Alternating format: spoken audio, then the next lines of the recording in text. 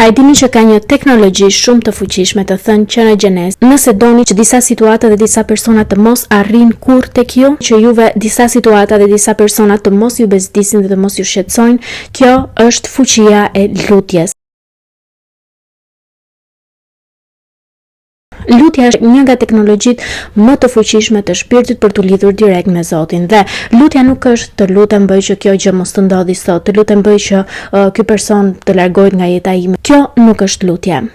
Lutja është një teknologji shumë e fuqishme e cila përdor fjalët tonë, zërin ton, frekuencën e zërit ton edhe vibrationin e zërit ton për të kërkuar një nivel më lart, për të çuar veten tonë në një nivel më lart në të cilin nuk do kemi të bëjmë automatikisht me këtë pjesën poshtë, me këtë shtresën këtu që ka probleme nga më të ndryshmet. Nëse ti e çon veten nëpërmjet lutjes kërkon që të jesh këtu lart, atëherë niveli që ti ishe këtu poshtë, pra ke bërë një ngjitje në shkallë, nuk do të bezdisi më sepse nuk e ka më atë fuqi që të ndikoj në këtë nivel. Lutja është pikërisht ngritja në një nivel tjetër të ri, ku nuk janë këto filma. Kemi një kinema me 5 kate, dhe në këtë kinema, në katin e parë po jepet një film i caktuar, një film aksion, në katin e dytë po jepet një film tjetër i cili është romantik, në katin e tretë po jepet një film tjetër i cili është i një zhanri tjetër. Juve po shkoni në katin e parë, në momentin që po jepet ky filmi, ju po shikoni që aktorët po luajnë në një rregull të caktuar ashtu siç i ka vendosur regjisori, në një histori të caktuar, dhe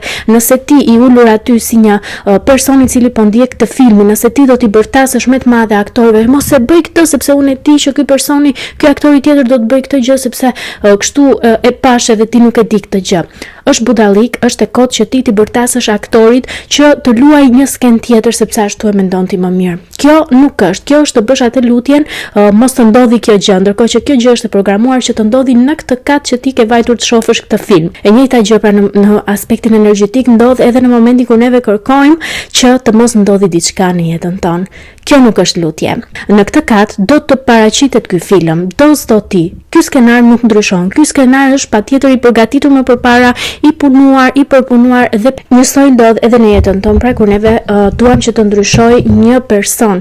Personi është i programuar që të punojë në atë formë sepse kështu është shkruar. Vetëm gjë që ti mund të bësh në këtë rast, pra që ti të kërkosh që të mos e shohësh më këtë person në jetën tënde, nuk është që ti bërtasësh ti personi, ai po vazhdon punën e vet, është aktor, është në filmin e vet, është në filmin tënd që ti po e shikon për një arsye sepse ti je në këtë kat. Vetëm kjo është arsye sepse ti je në këtë kat. Nëse ti nuk i do më këta aktorët, nuk i do më këta njerëzit e këto situatat, atë që po ndodh në atë filmin, ose nuk e do më që ta shohësh të realizuar në jetën tënde, atëherë ti shkoj një kat më lart. Kjo është teknologjia e lutjes. A e dini që mund të vendosni filtra për situata që juve doni në jetën tuaj? A e dini që mund të vendosni filtra për njerëzit që juve doni t'i shihni në jetën tuaj, doni që ata të kenë një ndikim në jetën tuaj, dhe për ata që nuk i doni në jetën tuaj? A e dini që të njëjtën gjë mund ta bëni për situata të ndryshme që doni që t'ju ndodhin në jetën tuaj dhe situata që nuk doni që të ndodhin në jetën tuaj? Le të kemi një shembull, shkoni në një website në të cilin ka veshje nga më të ndryshmet. Nëse juve thjesht futeni në këtë website, do shikoni që aty do ju dalin çorape, bluze, pantallona, kpucë, për fëmijë, për gra, për burra, pra të gjitha opsionet e mundshme. Nëse ju vendosni një filtr që unë dua të shoh për çanta femrash, okay? Ka edhe akoma më shumë detaje nëse ti do një çantë me ngjyra të ndryshme, çantat e fundit, çantat me ulje, pra filtrat janë gjithmonë edhe më specifik nëse juve do vendosni që të jeni më specifik në atë që doni. Gjithçka varet nga ajo që doni juve. Në momentin që juve vendosni një filtr, nuk do ju dalin më çanta burrash, çorape burrash, pantallona burrash, apo fëmijësh, do ju dalin pikërisht ato që juve doni të shihni të realizuara në jetën tuaj gjithmonë. Kjo është filtri. Por nëse ju nuk e kërkoni këtë gjë, atëherë situata do jenë të gjitha ato që janë të mundshme për të dalë përpara syve tuaj. Përfshir këtu situatat negative, situatat që juve nuk keni lidhje fare dhe që thjesht ju çorientojnë, situata nga më të ndryshme, njerëz nga më të ndryshmit. Nëse juve nuk kërkoni atë gjë që dëshironi të shfaqet në jetën tuaj dhe që të përjetoni dhe që të jeni pra në këtë dimension, me këto të dhëna dhe me këto aktor, me këtë film, atëherë ju do të shikoni gjithçka të mundshme, do bëheni pjesë e një rrëmuje të madhe dhe kjo çon vetëm në kaos. Lutja është teknologjia kundër dhimbjes dhe kundër vuajtjes. Më lini që t'ju shpjegoj këtë. Nëse juve nuk e dini se çfarë po kërkoni dhe futeni në këtë botën shumë të zhurshme dhe të rrëmujshme dhe në këtë kaos të madh, a nuk do përjetoni vuajtje? Patjetër që po, sepse ju nuk keni bërë një kërkesë specifike se çfarë doni juve që të ndodhi në jetën tuaj. Lutja është teknologjia kundër problemeve dhe kundër shqetësimeve dhe problemeve dhe vuajtjes në jetën tuaj. Nëse juve nuk do të keni qartësi për gjërat që duhet të bëni,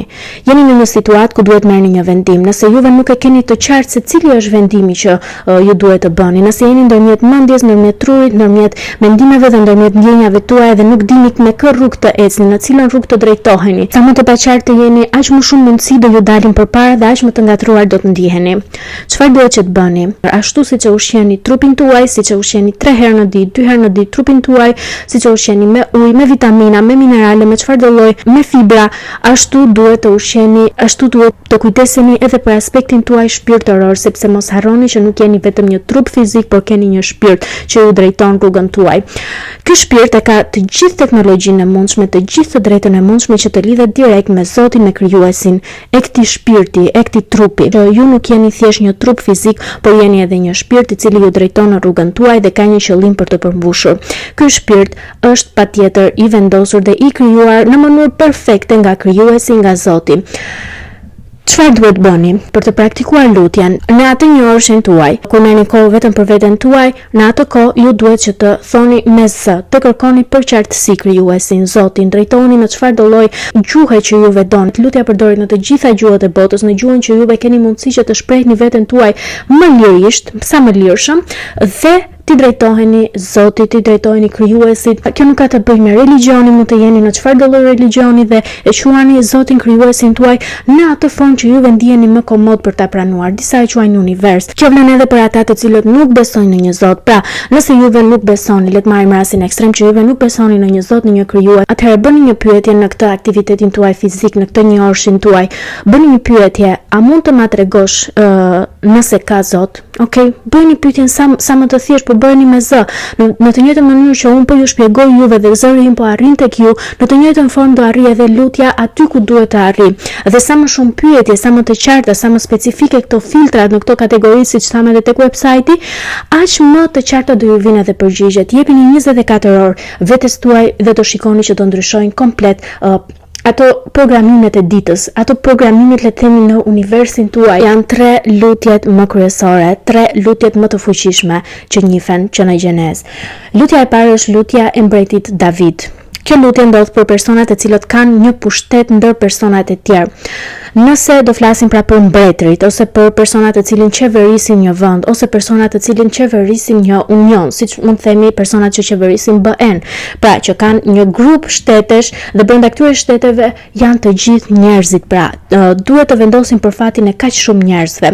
Kjo quhet lutja e mbretit David dhe kjo është një nga lutjet e cilat dëgjohet më së pari. Lutja e dytë më e dëgjuar është lutja e Musait dhe kjo lutje përfshin të gjithë personat e cilët sjellin dritë në tokë, sjellin dritë dhe bëhen dritë për njerëzit, si për shembull shembulli i Musait, personat e cilët kanë dritë, kanë sjelljen një lloj si të dritës, pra sillen mirë, bëjnë mirë dhe mundohen që këto parime t'i sjellin edhe për persona të tjerë për të shpërndar këto informacione që të jenë sa më të mirë dhe të jenë sa më të denjë për të quajtur një njeri i besimit ose një njeri i mirë, një njeri besimtar, një lloj siç kanë bërë të gjithë profetët me radhë. Të gjithë profetët kanë qenë njerëz të zgjedhur të cilët kanë shpërndar dituri, kanë shpërndar mësime se si neve duhet të jetojmë dhe si të jemi më të mirë në sytë e krijuesit ton. Dhe lutja e tretë më e rëndësishmja është lutja e cila dëgjohet më shumë nga të dyja të parat. Kjo është lutja e atij që nuk ka asgjë. Çfarë do të thotë kjo? Kjo është lutja e atij personi i cili ka provuar gjithçka rreth një situate, ka provuar gjithçka për ta rregulluar, pra çdo mënyrë nuk ka lënë asgjë pa bërë dhe zakonisht kjo funksionon shumë mirë. Pra nëse keni një problem i cili nuk po ju zgjidhet dhe që duket i mundimshëm, keni parasysh që duhet patjetër të provoni të gjitha rrugët për ta zgjidhur. Pra keni pyetur për problemet tuaja dhe e dini që këtu mund të bëhet diçka. Te kjo tjetra në këtë anën tjetër mund të ketë një zgjidhje. Nëse juve nuk i keni provuar provuar të gjitha këto, atëherë nuk bëni pjesë tek kjo pjesa e lutjes. Pra, duhet të provoni të gjitha mundësitë, ta ngarkoni të gjithë rrjetin e bekimeve, ta ngarkoni maksimalisht sa juve në fund të thoni i kam provuar të gjitha dhe nuk po e bëj dot, nuk po arrihet, por unë veten time, detyrën time e provova në të gjitha mënyrat. Kjo është lutja më e fuqishme, por pasi ju i keni provuar, pra nuk keni më në dorë për të bërë asnjë gjë rreth një problemi të caktuar, i keni provuar të gjitha metodat, duhet patjetër të mos bini në depresion dhe të mos jeni të mërzitur, por e kundërta të ndiheni që juve vetë, detyra juaj u krye. Tani është detyra e krijuesit, detyra e Zotit. Dhe në këtë moment duhet që të thoni, Zot, unë i bëra të gjitha, çfarë kisha në dorë. Të mos bini në pesimizëm, thjesht të jeni në atë gjendjen zero të cilën unë e quaj, dhe që juve thjesht e dini që i keni bërë të gjitha çfarë ishte në dorën tuaj.